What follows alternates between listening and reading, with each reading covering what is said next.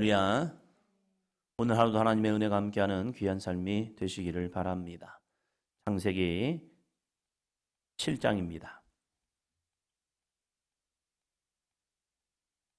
세상에 죄악이 관영했고 그 세상에 죄악이 가득 참을 통하여서 하나님의 심판이 있습니다.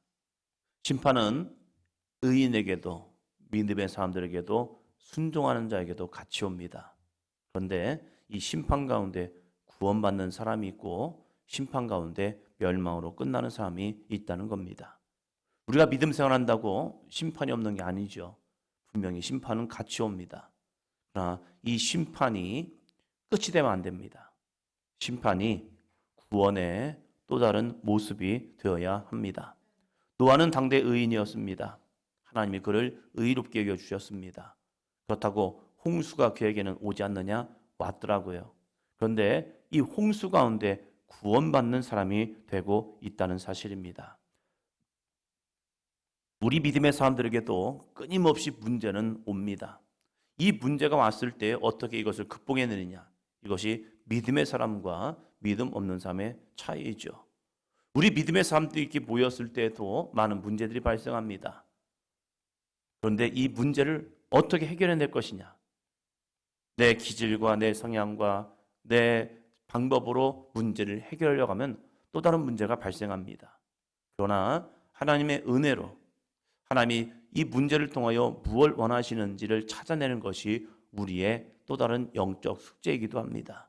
그래서 늘 깨어 있어야 하고 하나님 왜 이 문제를 저에게 주십니까? 이걸 찾아내야 하고 거기에서 하나님이 주시는 해답, 내가 찾아내는 해답이 아니라 하나님께서 주시는 해답이요. 하나님께서는 노아와 그의 가족들에게 홍수가 있을 거야 라고 말씀하십니다. 말씀으로 끝나지 않았습니다. 이 노아에게 이렇게 말씀을 하십니다. 볼까요? 6장 14절부터 봅니다. 6장 14절. 너는 고페르 나무로 너를 위하여 방주를 만들되 그 안에 칸들을 막고 역청을 그 안팎에 칠하라. 아멘. 방주를 만드는 이유는 무엇입니까? 너를 위하여. 우리가 하나님을 믿는 이유는 하나님의 영광을 위하여. 그러나 그 신앙이 변질되는 게 무엇입니까? 나를 위한 하나님을 만들면 변질이죠. 그래서 이 출애굽기를 보면 32장에 보면 우리를 위하여 우리를 인도할 우리의 목적이 되어버리는 거죠. 하나님이. 그러나 올바른 신앙은 우리가 하나님의 목적이 되는 겁니다. 그래서 우리가 하나님의 영광을 위하여 쓰임받는 거죠. 그러나 신앙생활은요. 신앙생활을 할 때에 중요할 게 뭡니까? 신앙생활은 나 자신의 구원을 위해서입니다. 내가 어떻게 신앙생활을 통하여서 하나님께 영광을 돌리고 그 영광 돌리는 사람들을 통하여 하나님은 의롭다 하시고 그 의로운 하나님의 임침을 통하여서 우리는 구원을 받을 수 있습니다. 이것을 믿음의 구원이라고 이야기하죠. 하나님께서는 이 노아에게 살 수 있는 길을 제시해 주었습니다. 그 제시해 준 이 말씀 속에 노아는 어떻게 하느냐? 7장 5절입니다. 노아가 여호와께서 자기에게 명령하신 대로 다 준행하였더라. 아멘. 이 노아가 져야 할 방주를 보면요. 무지막지합니다. 요즘 표현으로 보면 운동장, 축구 운동장보다 조금 더 크대요. 근데 그것이 3층 높이입니다. 이것을 져야 합니다. 노아가 500세에 자녀를 낳기 시작하였고 그리고 이 500세를 넘어서 하나님의 명령을 받았습니다. 그리고 노아가 600세에 홍수를 만나게 됩니다. 그러니까 노아가 자녀를 낳기 시작한 때부터 홍수를 만나기 전까지 한 100년의 시간이 있고 그 사이에 언제인지 모르겠습니다. 그러나 그 사이에 홍수가 있습니다. 노아 방주를 짓습니다. 이 방주를 짓고 이제 600세에 이 홍수가 시작되는데 노아는 홍수가 나기 전 하나님께서 자신에게 명하신 대로 다 준행합니다. 우리가 하나님의 명령을 다 준행한다. 이것이 엄청난 부담감으로 다가옵니다. 우리가 마태복음 28장 18절로 20절까지 고백하는 것. 우리에게 명령하신 모든 것을 다 지켜 행하라. 여기에서 보면 우리가 이 말씀에 대한 부담감이 오죠. 다 지켜야 한다? 다 지켜야 한다? 라고 생각하면 성경을 창세기부터 시작해서 요한계시록까지 모든 걸 다 지켜야 된다. 이렇게 하면 우리들은 큰 부담감이 냅니다. 그러나 우리에게 명령하신 모든 것, 이 성경 66권을 통해서 또 우리에게 주시는, 사람들마다 주시는 명령하심이 있습니다.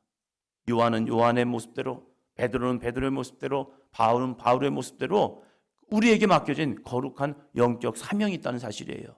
이것을 우리들이 믿음으로써 나아갑니다. 나아가면 어떻게 합니까? 하나님이 주시는 힘과 능력으로 이 모든 것을 넉넉히 이기게 하실 줄로 믿습니다. 바울은 고린도전서 10장 13절에서 하나님이 우리에게 감당할 시험밖에 주지 않았다는 거예요. 또한 피할 길도 우리에게 분명히 주셨다는 사실입니다. 이 믿음으로 감내하는 겁니다. 가다 보면 내 힘이 아니라 하나님의 은혜로서 이 모든 것을 이겨내었습니다. 바울이 모든 것을 다 됐느냐? 아니에요. 바울도 고난을 만나고 환난을 만나고 죽을 뻔하고 매도 맞고, 아니 하나님과 동행하고 주 예수와 동행함에도 불구하고 이러한 모든 시험이 있었습니다. 그러나 그 모든 시험을 당할 때에 이것을 감당할 수 있는 능력도 주셨다는 사실이에요.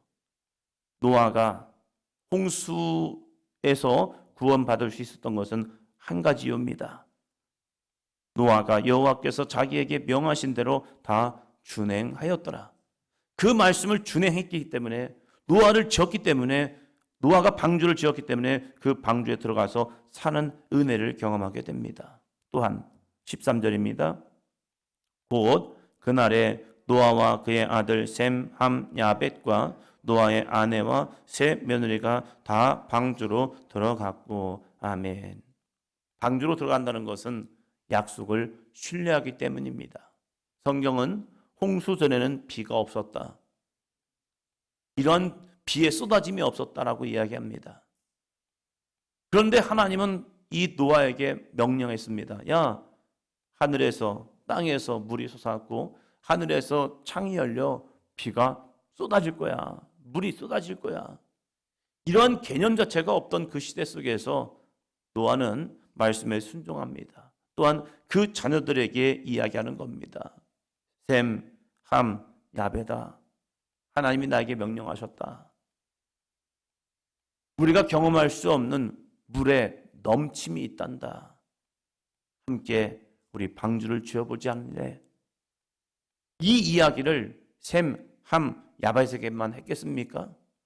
노아에게는 형제가 없습니까? 아니죠. 이 전의 말씀을 쭉 보면요, 사람들이 한 것을 보면 성경은 그냥 단순하게 기록을 합니다. 몇 세부터 누구를 낳기 시작하였고 몇 세까지 자녀를 낳았더라.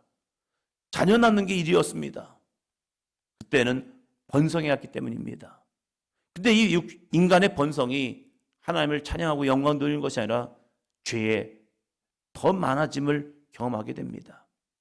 그래서 이 노아도 이 소식을 듣고, 하나님의 명령을 듣고 노아도 그의 형제들에게 얘기했겠죠. 사촌들에게 얘기했겠죠. 주변의 사람들에게 얘기했겠죠.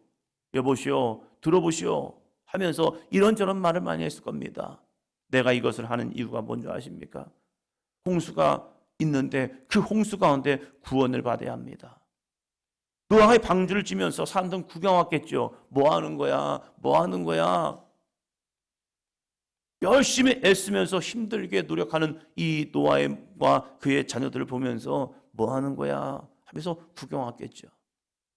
경북 김천에서 목회를 하면서 사택을 짓는데 뭐 자그마한 산골교회에서 사택을 지니까 이분 저분 와서 구경하시면서 도와주시는 거예요. 이 할아버지도 와서 도와주고 저 할아버지도 와서 도와주시고 앞집 할아버지도 뒷집 분도 와서 이렇게 도와주시는 거예요. 조금씩 거들어 주시는 거예요. 그러면서 교회 와서 같이 이야기도 하고 그리고 교회 나오시라고 하면서 이렇게 전하는 모습도 있었습니다. 뭔가를 하니까 사람들이 와서 구경이라도 하더라고요. 하세요. 그러면서 교회 문턱을 와서 밟기도 하고 여러 가지 일들이 있었습니다. 노아가 이 큰, 정말로 자신의 힘으로는 감당할 수 없는 이러한 일들을 감당할 때에 왜 안 왔겠습니까? 도와주는 사람도 있었을 거예요. 야, 힘들겠다, 어렵겠다. 야, 내가 도와줄게. 철원에서 목회를 할 때에 동네 사람들하고 이렇게 하고 전도를 하다 보면 어떤 분 이런 얘기예요. 아, 제가 이 교회를 질 때예요. 제가 짐을 메고 이렇게 일을 했다고. 그리고 거기다가 이제 기초석을 넣을 때 사람들이 이름을 넣고 했나 봐요. 그러니까 자기가 거기다가 이름도 넣었다고. 좋지요. 할렐루야죠. 근데 교회를 안 나오셔요. 아니, 거기다 넣었으면 교회를 나와야죠. 아니, 때가 되면 나오겠죠. 그러면서 막 이런저런 얘기를 해요. 노아가 방주를 졌을 때에 한번 상상해 봅니다. 노아와 가까운 사람들이 함께 수고하지 않았을까? 도움을 주지 않았을까? 중요한 게 있습니다. 방주 안에 들어오느냐, 들어오지 않느냐. 오늘 이 시대를 통해서 우리가 한번 이 말씀으로 본다면 우리가 교회를 열심히 다닙니다. 수고하고 애씁니다. 중요한 게 있습니다. 말씀 안에 들어와 있느냐. 교회를 왔다 갔다 그건 정말로 필요합니다. 믿음은 들음에서 나기 때문입니다. 자, 교회를 왔다 갔다 내가 집사님이 되고 권사님이 되고 장로님이 되었지만 내 안에 정말로 주 예수를 향한 온전한 믿음이 있더냐. 철원에 왔을 때, 이 춘천에 왔을 때 교회를 어디서 개척을 해야 하는지 하면서 이렇게 좀 왔다 갔다 하면서 교회 이전 자리를 보면서 한 장로님을 만났습니다. 그 장로님이 자기의 신앙 고백을 하는 거예요.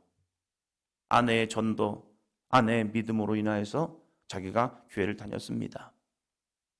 자신은 성실했대요.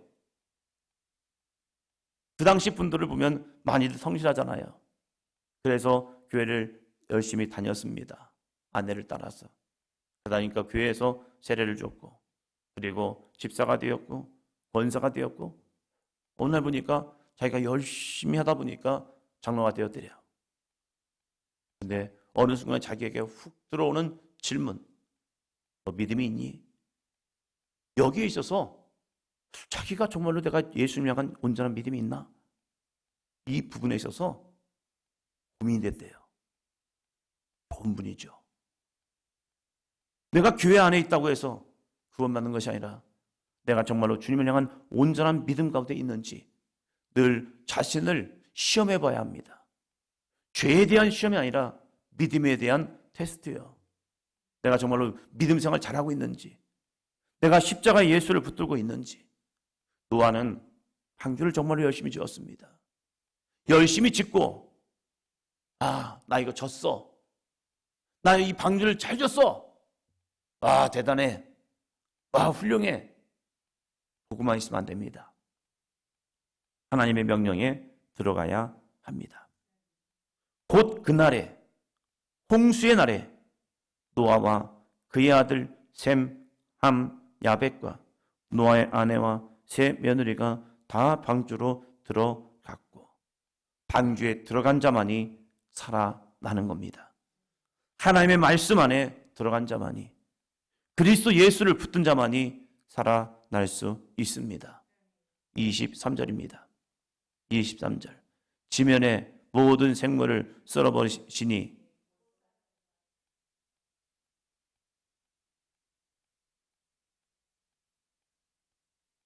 오직 노아와 그와 함께 방주에 있던 자들만 남았더라. 아멘. 오직 노아와 그와 함께 방주에 있던 자들만 남았더라. 어쩌면 매정할 수 있죠. 얼마나 많은 사람들이 있었을까? 아담부터 시작해서 이 노아까지 정말로 그들은 번성했습니다. 많은 인류가 퍼졌을 겁니다. 그런데 그 많은 사람들은 다 심판 가운데 멸망했습니다. 무서운 사실입니다. 그러나 오직 노아만 그와 함께 방주에 있던 자들만 남았더라. 종교개혁은 정말로 참 무서운 신앙 고백을 합니다. 오직 예수, 오직 믿음. 오직 예수 그리스도를 향한 믿음이 있느냐? 그 믿음 안에서 우리는 구원을 받을 수 있다. 행위적 구원이 아니에요. 내가 교회를 50년, 아니 모태에서부터 죽을 때까지 70년, 80년을 다녔다고 구원받는 것이 아니라, 교회를 왔다 갔다, 그게 아니라 오직 믿음이다. 그 믿음은 오직 예수 그리스도다. 그 믿음이 있어야 우리는 구원받을 수 있다는 거예요. 그리고 그 믿음은요, 오직 하나님의 말씀에 순종이라는 사실입니다. 사도행전 교회가 이러한 방주가 되기를 주의 이름으로 축원합니다. 이 방주 안에 들어왔을 때에, 말씀 안에 들어왔을 때에, 믿음 안에 들어왔을 때에 구원받는 거예요. 우리는 그 상황 속에서 앞뒤를 봐야 합니다. 셈, 함, 야벳이 있는지 없는지. 어제 이 고민이 되더라고요. 우리가 자녀들을 키우면서 우리 자녀들은 어떠한 믿음의 삶을 살고 있는가? 목회를 하면서 부목사 시절을 지내면서 저희 아내가 한 번씩 꼭 하는 게 있었습니다. 아이들 예배하는 곳에 가봅니다. 1부, 2부, 3부가 있으니까 아이들 예배를 하는 곳을 가봐요. 아이들 예배를 잘 드리는지, 예배를 어떻게 드리는지. 그걸 애들이 좀 아니까 가끔 가다가 한 번씩 뒤를 보나봐요. 엄마가 왔나 안 왔나. 어떤 때는 있기도 하고 거의 없을 때가 있죠. 그러면서 아이들의 신앙을 봅니다. 예배하는 모습을 보면 그 아이들의 신앙을 어느 정도 볼 수 있죠. 이 아이들의 신앙 점검 꼭 필요합니다. 그 아이들이 예배하는 모습을 보면 그 모습 속에 주님을 향한 믿음이 있고 믿음이 없기도 합니다. 이 아이들이 어떤 고백을 하고 사는지, 하나님 앞에 나왔지만 믿음의 고백이 없다면 그 안에 있겠지요? 아니에요. 믿음은 표현됩니다. 내 안에 계신 예수 그리스도를 향한 믿음이 표현될 수밖에 없다는 거예요. 예배의 모습을 보면 그 모습 속에서 이 아이들이 마음이 닫혀 있는지, 마음이 열려 있는지, 입술이 닫혀 있는지, 입술이 열려 있는지, 그 믿음 안에 셈, 함, 야벳이 함께 들어갔다는 사실입니다. 우리의 자녀들이 정말로 이 셈, 함, 야벳처럼 노아의 말에 순종했던 이들처럼 하나님의 말씀 안에, 방주 안에 주여 들어가게 하여 주시옵소서. 그래야 홍수가 끝날 때 이 물이 다 거치는 그 시간까지 그 안에서 답답하고 힘들고 어렵지만 그 안에서 버텨내어야 합니다. 그래야 마지막까지 구원받는 믿음의 삶이 될 수 있습니다. 오늘 우리가 우리의 가족을 위해서 함께 기도하는 시간이 되었으면 좋겠습니다. 하나님, 노아는 자신 혼자 구원받으려고 이 큰 방주를 만들지 않았습니다. 이 방주 안에 이 가축들만, 짐승들만 들어오라고 한 것도 아닙니다. 얼마나 외쳐댔을까? 자신의 형제들에게도, 자신의 이 가까운 사람들에게도 얼마나 외쳐대었을까? 그러나 그들은 어쩌면 노아의 말을 다 비웃었을 겁니다.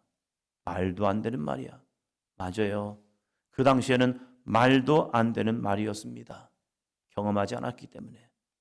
우리는 죽음 이후에 심판을 이야기합니다. 세상 사람들은 야, 심판이 어디 있어? 라고 말할 수 있습니다. 그러나 우리에게는 분명한 믿음이 있어야 합니다. 그것은 불의 심판이 있다는 사실입니다. 그 심판 가운데 우리는 구원받는 아름다운 믿음의 삶이 되기를 축원합니다. 기도합니다.